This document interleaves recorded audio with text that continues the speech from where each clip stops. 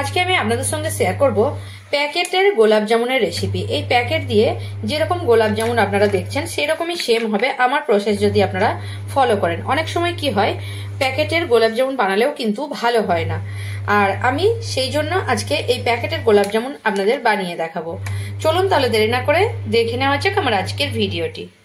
গোলাপ জামুন বানানোর জন্য এখানে একটা 250 গ্রামের প্যাকেট নিয়ে নিয়েছি, আর এই 250 গ্রামের প্যাকেট থেকে আমি অল্প কিছুটা পরিমাণে গোলাপ জামুন বানিয়ে দেখাবো। আর এটা আমি প্রথমে কেটে নেব। প্যাকেটটা আমি কেটে নেওয়ার পরে আমি এখানে 1 কাপ আজকে বানিয়ে দেখাবো। তার জন্য আমি একটা নর্মাল কাপ নিয়ে নিয়েছি, চা খাওয়া কাপ, আর এই কাপে 1 কাপ গুঁড়ো আমি নিয়ে নিচ্ছি। এখানে আমি 1 কাপ গুঁড়ো নিয়ে নিলাম আর একটা কাপে মেজারমেন্ট করে নিয়ে নিলাম, আর বাদ বাকি আমার অনেকটাই আছে এখন প্যাকেটে। এবার এটা আমি ভালোভাবে কোনো এয়ারটাইট মানে কন্টেনারে রেখে দেবো, কিংবা এখানে রাবার জড়িয়ে ভালোভাবে রেখে দেব। এখানে আমি 1 কাপ যেহেতু নিয়ে নিয়েছি, আর 1/3 কাপ একটু মানে গরম করে নর্মাল টেম্পারেচারে রাখা দুধ নিয়ে নিয়েছি। এবারে এটাকে আমি দুধ দিয়ে মাখিয়ে নেব। আপনারা জল দিয়েও মাখিয়ে নিতে পারেন, কিন্তু দুধ দিয়ে মাখালে ভালো হয়। এখানে যে এরকম গোলা গোলা আছে এগুলো আমি হাত দিয়ে ভালোভাবে এভাবে মানে গুঁড়ো করে নিচ্ছি।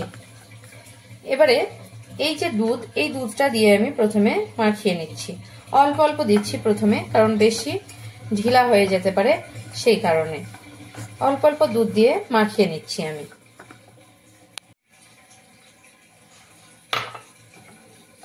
এভাবে নরম একটা ডো তৈরি করে নিচ্ছি।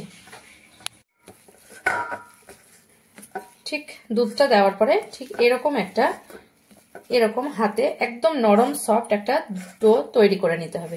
এবারে এটাকে আমি এভাবেই রেখে দেব 5 মিনিট মাখিয়ে। এরকম ভাবে হাতটা ভালোভাবে পরিষ্কার করে একে ঢাকা দিয়ে আমি 10 থেকে 15 মিনিটের জন্য এভাবেই রেখে দিচ্ছি। ঢাকা দিয়ে রেখে দিলাম, আর ততক্ষণে আমি অন্য প্রসেসগুলো করে নেব। এখানে আমি 1 কাপ গোলাপ জামুনের যে মানে পাউডারটা সেটা নিয়েছি। এখানে আমি 2 কাপ চিনি নিয়ে নেব। চিনির রসটা বানানোর জন্য আমি 2 কাপ এখানে চিনি নিয়ে নিচ্ছি। যেহেতু গোলাপ জামুন আর এটা মিষ্টি, তাই একটু মিষ্টি ছাড়া কিন্তু ভালো লাগে না, তাই আমি এখানে 2 কাপ চিনি নিয়ে নিলাম। আর 2 কাপ চিনি নিয়েছি যেহেতু, সেখানে এখানে 2.5 কাপ আমি জল নিয়ে নিচ্ছি, সেই কাপে মেপে 2.5 কাপ আমি জল নিয়ে নিলাম।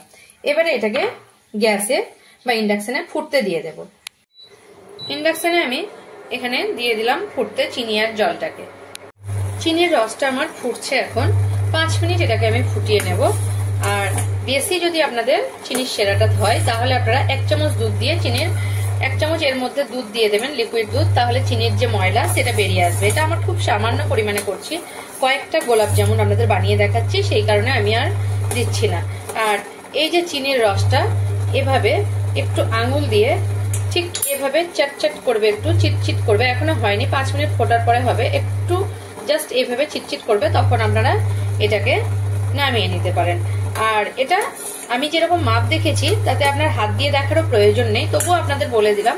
এটা 5 মিনিট ফোটানোর পর বন্ধ করে আপনারা রেখে দেবেন, চিনির রসটা একদম পারফেক্ট হবে। এখন চিনির রসটা আমি বন্ধ করে দিলাম, আর এভাবেই আমি ঢাকা দিয়ে এটাকে রেখে দেব। এখানে আমি একটা লোহার কড়া বসিয়ে নিয়েছি, আর কড়ার মধ্যে সাদা তেল আমি দিয়ে দিচ্ছি ভাজার জন্য গোলাপ জামুনটাকে। আর আপনারা চাইলে কিন্তু যে কোনো কড়া বসিয়ে নিতে পারেন, কিন্তু আমার লোহার কড়াতে খুব ভালো লাগে রান্না করতে, তাই আমি লোহার কড়া বসিয়ে নিয়েছি। তেলটাকে আমি লো ফ্লেমে গরম করতে বসিয়ে দিয়েছি, একদম লো ফ্লেমে। সবকিছু রেডি করে নেওয়ার পরে এদিকে 10-15 মিনিট আমার হয়ে গেছে। এবারে আমি খুলে দেখাচ্ছি। দেখুন এটা কতটা টেনে গেছে, কতটা ঢিলা ছিল, কতটা টেনে গেছে। আর ঠিক এই টাইমে কিন্তু একদম খুব ভালোভাবে মাখাতে যাব না আমি। এবারে সবগুলো মানে চারিদিক থেকে এক জায়গায় আমি নিয়ে নেব, ঠিক এভাবে নিয়ে নেব এক জায়গায়। আর এভাবে হাতের সাহায্যে, 2 হাতের সাহায্যে আমি গোল গোল করে নেব, ঠিক এভাবে। যেরকম সাইজ আপনারা করতে পারেন, ছোট বড়। এখানে যত ডোটা নরম হবে তত কিন্তু আমাদের গোলাপ জামুন নরম হবে। এভাবে নিয়ে আমি দেখাচ্ছি কিভাবে গোল করতে হবে। ঠিক এটা নিয়ে মানে হাতের তালুতে দেখাচ্ছি আমি, হালকা ভাবে গোল করে নিতে হবে। খুব দেবে দেবে কিন্তু গোল করা যাবে না, কারণ খুব দাবিয়ে দাবিয়ে যদি গোল করতে হয় তাহলে মিষ্টিটা ভালো হবে না। ঠিক হাতের তালুতে যেন ফাটল না থাকে, যে ফাটল থাকলে কিন্তু সেই ফাটল থেকেই ফাটতে শুরু করবে। একদম মানে সুন্দরভাবে হালকা হাতে এভাবে দুই হাতের সাহায্যে আপনারা গোল করে নিতে পারেন। ঠিক এরকম হবে। এখানে গোল করে নিয়েছি। এখানে আমার 10টা হয়েছে 1 কাপে, ছোট কাপের। দেখুন একটাও ফাটল নাই, কিন্তু একদম হালকা ভাবে গোল করতে হবে, বেশি দোলে দোলে গোল করা যাবে না। এবারে চলে যাব আমি মানে ভাজার দিকে। তেলটা গরম হয়েছে কিনা দেখার জন্য হালকা একটু কিছু দিয়ে দিলাম, কিন্তু তেলটা উঠে আসছে দেখুন, তার মানে আমার গরম হয়ে গেছে। এখানে কিন্তু খুব হালকা গরম তেল চাই, কারণ বেশি যদি গরম দিয়ে দেব তাহলে কিন্তু মানে গোলাপ জামুনটা ভালো হবে না, আর যদি খুব ঠান্ডা তেলে দেবো তাহলেও ভালো হবে না। ঠিক এই অবস্থাতেই আমার চাই। এভাবে হালকা ভাবে একটা একটা ছেড়ে দিচ্ছি, দেখুন ধীরে ধীরে এটা উঠে আসছে, আপনাদের কাছ থেকে দেখাচ্ছি। তার মানে আমার তেলটা পারফেক্ট হয়ে গেছে। এখন আমি ধীরে ধীরে সবগুলো দিয়ে দেব।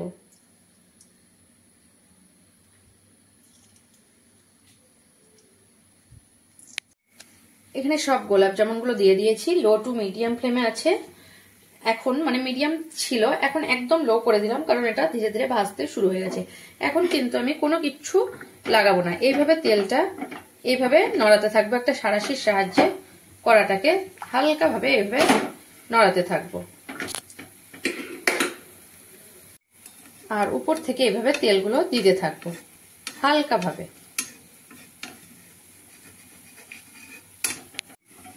এইভাবে নড়াচ্ছি আমি, আর নড়াতে নড়াতে কিন্তু সবগুলো আমার মানে তেলের উপর উঠে এসেছে।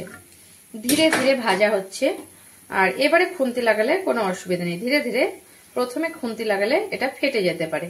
এভাবে আমি ধীরে ধীরে এগুলোকে ভেজে নেব। দেখুন ধীরে ধীরে ভাজা হচ্ছে, আর গোলাপ জামুনগুলো আমার ধীরে ধীরে কালার নিচ্ছে।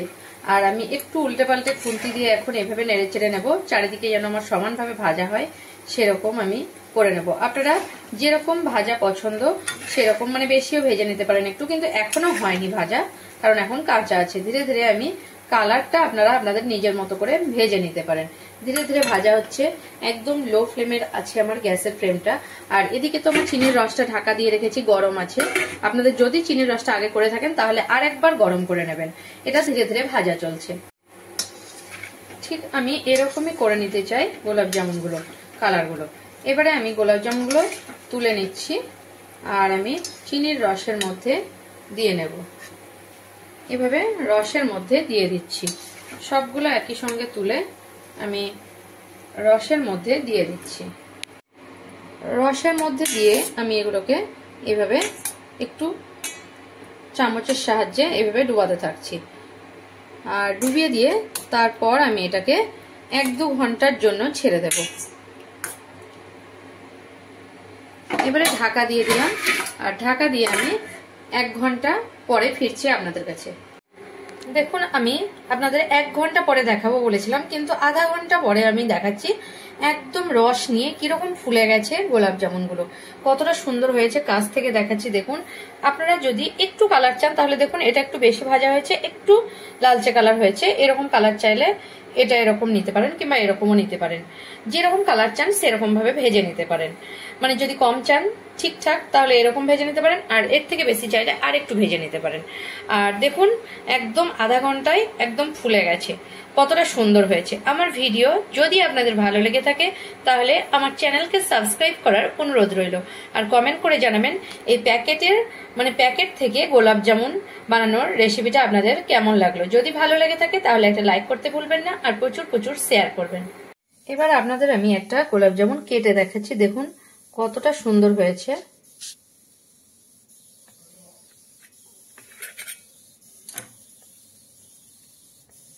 এভাবে দেখাচ্ছি, দেখুন আপনারা কতটা সুন্দর হয়েছে, দেখুন কতটা রস নিয়েছে, কতটা সফট হয়েছে। দেখলে নিশ্চয়ই বুঝতে পারছেন গোলাপ জামুনটা আমার কতটা সুন্দর হয়েছে।